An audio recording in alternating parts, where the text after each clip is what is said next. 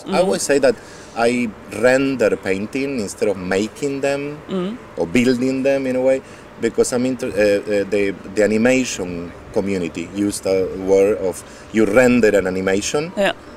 And so I render it as a three-dimensional object sometimes, some kind of a sculptorial, three-dimensional thing, sometimes as environmental painting, and sometimes actually animations. Yeah. So, and one of the things that I'm trying to be engaged is in some kind of contemporary way of creating an investigative report about all the situations of the medium of painting in this new constitution, let's say, but at the same time to talk and to dialogue with different situations, different, for instance, science, politics.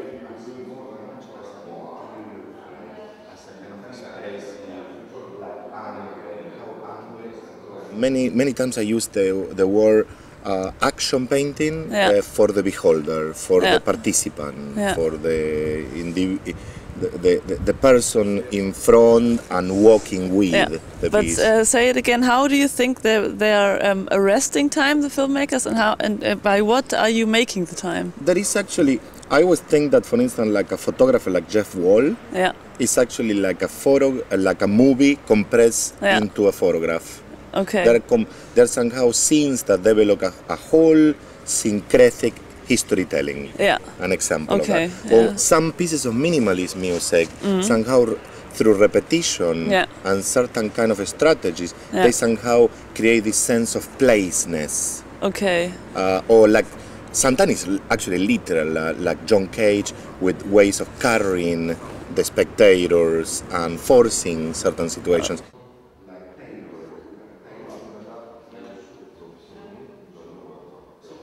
It really gets down to the possibilities of painting today, of course, with the main discourse of film, let's say, that I admire pretty much, but not as a kind of imitation of it, but as a way to say, yes, okay, a painting could hold you, let's say like a geometrical, like Joseph Albert or Mondrian, it holds you in this stability, in this space of contemplancy, I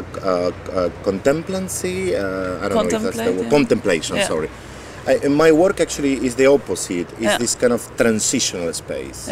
But it's not, let's say, linear, let's say, as the role of the film, for instance. It's not like this, goes, but actually as liberal as painting could be, that is like, okay, I give you, let's say, I say sometimes that I use pictorial forces instead of, let's say, form as forces, vectorial forces in the piece, in order to try to help that timing of painting.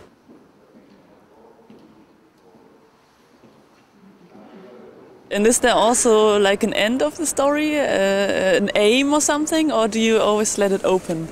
I like the idea of the open-ended work and the total work or the macromalist work.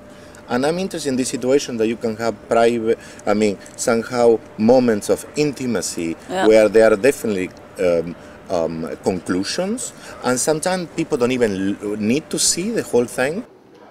When I look at your exhibition now, it always looks like a big battlefield, like a war scene, a lot of splatter, a lot of blood, and on the first thing you can really think of a real war scene about reality, but on the other hand it really looks like a video game, a violent video game. So you're also is it also playing with the idea of the fiction or the utopies turning into reality? A bit like it's actually a lot of that. I really like the question, because it's this kind of uncertainty that we have between the investigative report, meaning what can we report and what can we document. Like, let's say, what painting could be as an investigative report, or have still some kind of history painting possibilities, and the fiction.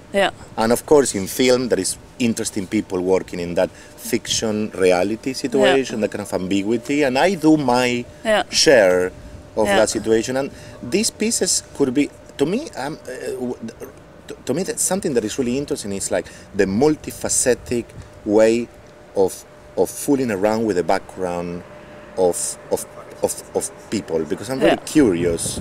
I'm not so curious about being an artist and say, okay, I put a piece there and you say, love me, you know, or look at how gray I am. So you're criticizing more, you're provocating more, or?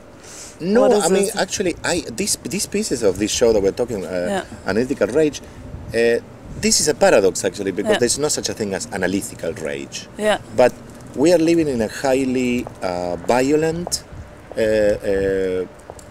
in an all-over violent. I mean, war, for instance, used to be, let's say, the battlefield. And the organic way that how soldiers came back and contaminate the society. Then we went through the total war, as Germans, you know that really well. And then we went to diffuse wars. And now it looks like violence is in all kinds of levels. It happens in, and rage is something that it seems that it needs to be analyzed.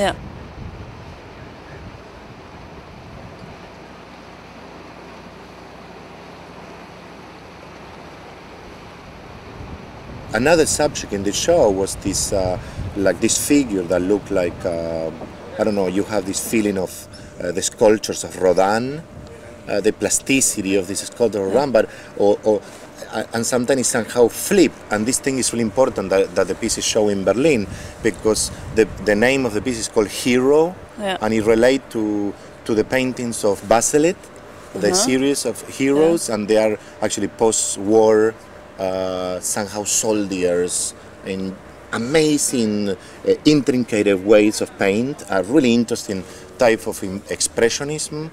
And my hero is actually my curiosity with the transsexuality, actually.